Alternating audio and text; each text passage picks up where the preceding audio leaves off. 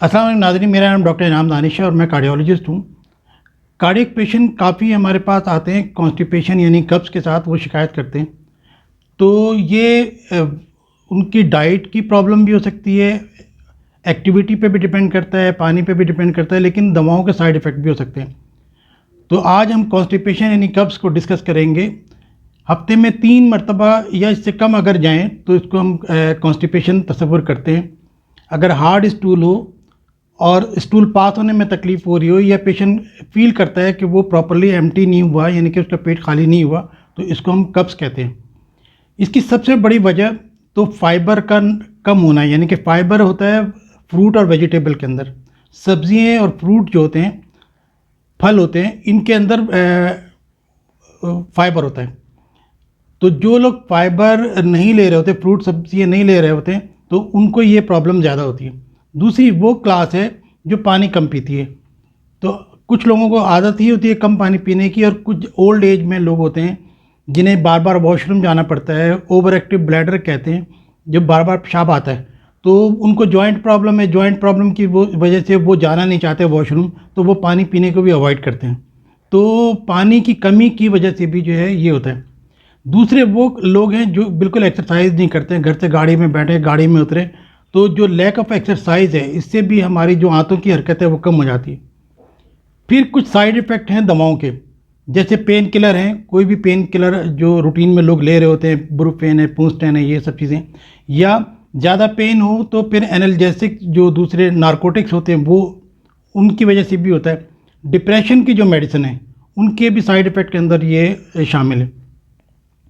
Blood pressure की कुछ दवाएं हैं, वेरापामिल कैलान के नाम से बड़ी मशहूर जो टैबलेट है, तो ज़रूर डॉक्टर को ब्लड प्रेशर की मेडिसिन प्रिस्क्राइब करते हुए ये पूछ लेना चाहिए कि भी आपको पहले से कब्ज़ की शिकायत तो नहीं है। इसी तरीके से प्रीगैबलिन आती है जो सर्वाइकल के पेन के लिए हम यूज़ करते हैं। तो ये वो मेडिसिन है जिनके साइड इफ़ेक्ट में ये शामिल है कि ये कब्ज़ करती हैं।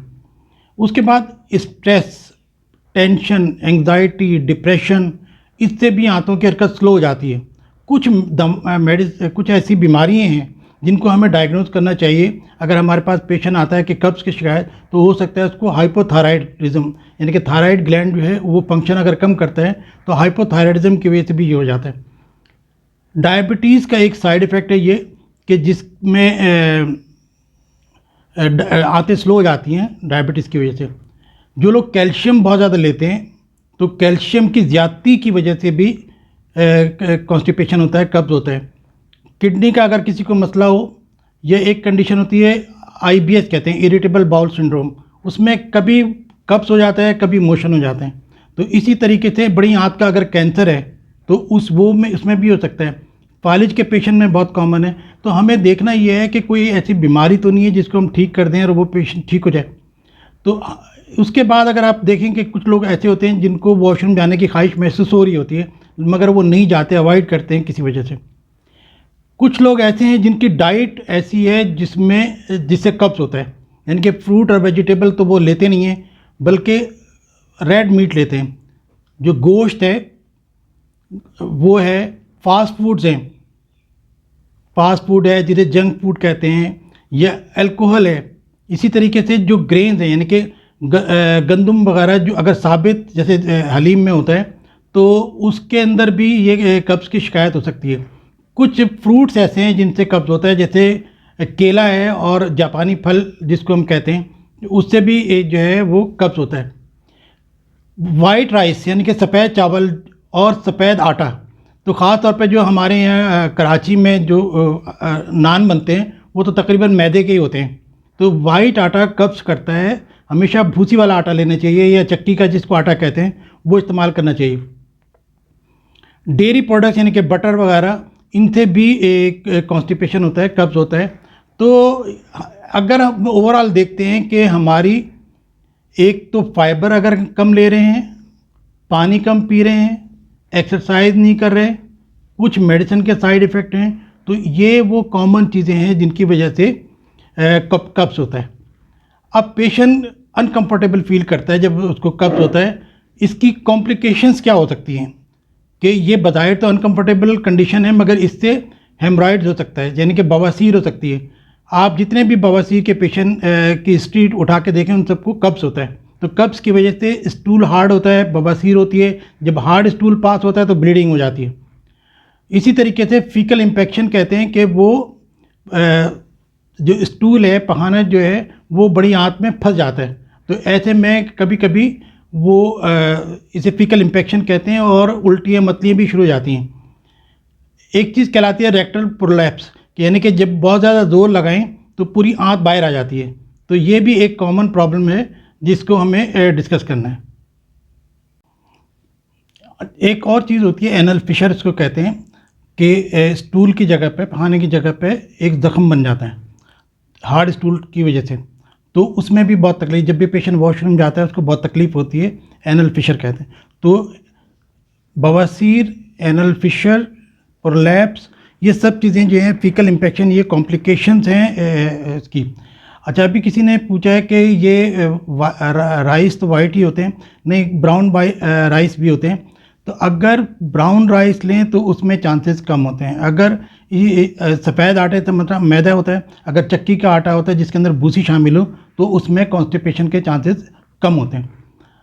अब आए कि इसका हम ट्रीटमेंट क्या करें। तो सबसे इम्पॉर्टेंट पहला ट्रीटमेंट तो ये कि एक्सरसाइज करें, एटलीस्ट वॉक करें, आधा घंटा डेली वॉक करें, ताकि उससे भी आंतों की हरकत कम होती है।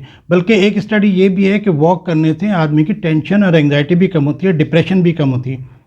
तो सबसे पहले तो ये कि वॉक करें। फिर ये कि पानी ज़रूर पिएँ, कम से कम दिन में 8 गिलास पानी ज़रूर पिएँ। अगर ना भी ख्वाहिश हो तो सोचें कि आपको कोई काम करना है और वो पानी पीना है। जिन लोगों को पानी पीने से ज़्यादा वॉशरूम जाना पड़ता है, ओवर एक्टिव ब्लैडर है, बार बार पेशाब आता है, उसके लिए हम एक अलग से प्रोग्राम करेंगे ओवर एक्टिव ब्लैडर को डील करने के लिए। और उसके लिए मैं आपको तरीका बताऊंगा कि उसका क्या ट्रीटमेंट करना है, लेकिन पानी ज़रूर पीना है।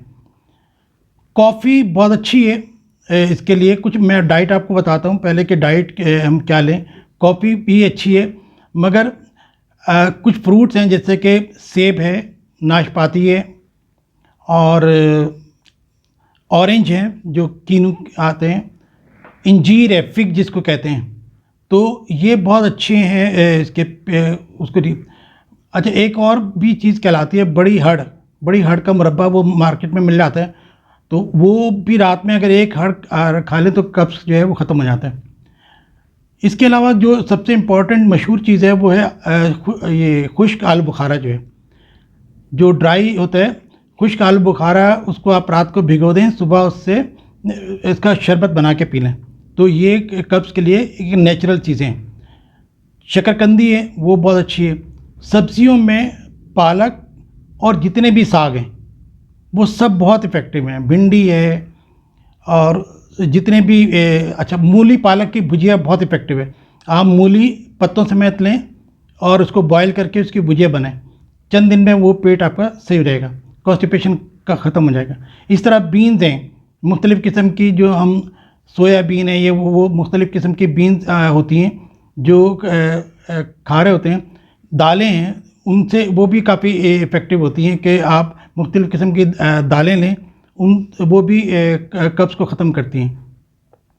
इसके अलावा चिका सीड कहते हैं, यानी कि वो तुख मलंगा, तो तुख मलंगा वैसे भी टेस्टी काफ़ी होता है, तो तुख मलंगा वो भी काफ़ी कब्ज़ को ख़त्म करता है। फ्लैक्स सीड, अलसी का जो बीज होता है, ये बहुत इफ़ेक्टिव है। तो आजकल कुछ बल्कि ब्रेड भी आती हैं जिनसे मल्टीग्रेन ब्रेड कहते हैं, या मल्टीग्रेन आटा भी आता है। तो मल्टीग्रेन फ्लावर के नाम से ये आटा भी आता है जिसमें ये अलसी वगैरह सब कुछ शामिल होता है। तो कब्ज़ के पेशेंट के लिए ये भी बहुत अच्छा है। राइस अगर लेने हो तो ब्राउन राइस लें, और इसके अंदर ये बाकी जाके मैंने आपको जैसे फ्रूट बताए, योगर्ट जो है, जैसे जो दही होती है वो उसमें प्रोबायोटिक्स होते हैं। आंतों की हरकत बेहतर करने के लिए प्रोबायोटिक्स लेते हैं, आप इसको स्टडी कर लें प्रोबायोटिक्स क्या होते हैं। लेकिन सबसे अच्छा प्रोबायोटिक जो है वो दही है, योगर्ट है, तो वो ज़रूर लें।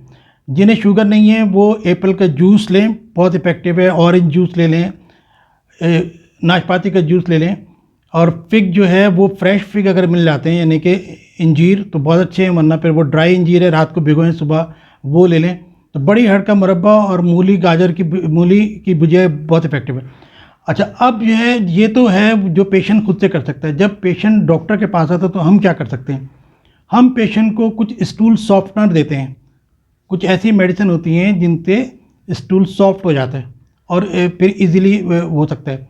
अगर वो काम ना करें तो फिर स्टिमुलेंट देते हैं, वो मेडिसिन जो आंतों की हरकत को बढ़ा देती हैं, मगर ये बहुत ज़्यादा नहीं लेनी चाहिए, फिर आदत पड़ जाती है इसके। तो ज़्यादातर वही होती है कि भाई 4 या 8 टैबलेट रात में खा लें तो वो पेट साफ़ हो जाता है, मगर फिर अल्टरनेट ये होता है कि एक पेट साफ़ हो गया, फिर मोशन हो गया, फिर कब्ज़ हो गया, फिर आपने टैबलेट खाई तो मोशन हो गया, फिर ये इसी तरीके से एक साइकिल चलता रहता है, आदत पड़ जाती है। कुछ लोग ऐसे होते हैं जिनको सपोजिटरी यूज़ करते हैं, वो घर पे सपोजिटरी रख लेते हैं, वो भी काफ़ी इफ़ेक्टिव है। और फिर अगर हॉस्पिटल में आते हैं तो अमूमन यही होता है, या तो एनीमा पहले देते हैं, क्लीन एनीमा के नाम से आता है कि एनीमा दे के उसको क्लियर करते हैं, और अगर नहीं होता तो डॉक्टर फिर जो है फिंगर से उसको ब्रेक करते हैं। तो ये मैनुअल एक तरीका होता है इसको करना। तो कहने का मकसद ये है कि अगर आप अपनी डाइट का ख्याल रखें, एक्सरसाइज करें और मेडिसिन के साइड इफ़ेक्ट देख लें, बीमारियां देख लें, उनको कंट्रोल करें, तो कब्ज़ से बचा जा सकता है।